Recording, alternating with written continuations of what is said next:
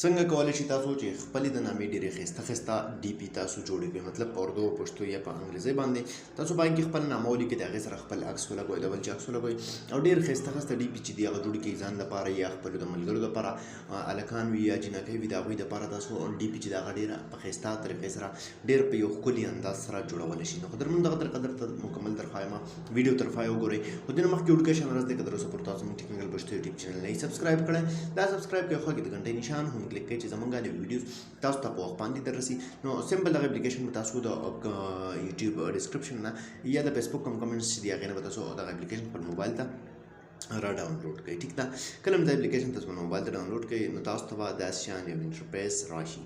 دلته که تاسو وګورئ کریټ ډي پي یو آپشن اولنی تاسو له راکړی دی. ټیک ده، تاسو به سمپل په دغه باندې کلیک وکړئ.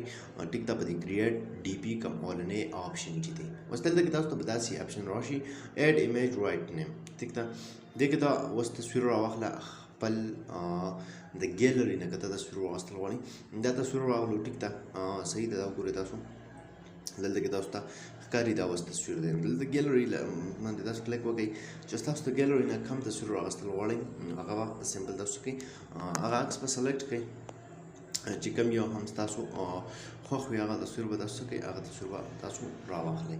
مثال په طور دا ما کوم تصویر چې دی ما تصویر سلیکټ کړو، دا وګورئ دا به ښکلی تاسو کوئ او ریسایز به یې کوئ ان کیس. اوس که دلته کې تاسو وګورئ نیم تاسو لیکل غواړئ، مطلب نوم خپل لیکل غواړئ نو دلته کې تاسو لئ نوم دپاره یو آپشن راکړی دی، دا وګورئ دا نوم شو، صحیح ده، سبمیټ یې کوئ دلته کې، دا وګورئ تاسو په دې طریقه. اوس که دلته کې راشئ د لیکلو کوم انداز دی هغه تاسو چینج کول غواړئ نو سمپل دغلته فونټ سټایل تاسو له راکړي دي. دغه شانتې کلر یې چینج کول غواړئ نو کلر یې هم چینج کولی شئ، دا وګورئ مختلف کلرز دي پکې. نو په دې طریقه تاسو کولی شئ چې خپل په تصویر باندې جوړه کړئ. د دې نه علاوه که خپل عکس باندې نه جوړول غواړئ نو تاسو ته پکې تیار تصویران میلاویږي، سمپل خپل نوم به پې ولیکئ، دا وګورئ وایس ډي پي دا دي مختلف ډي پي دلته کې تاسو له راکړي دي.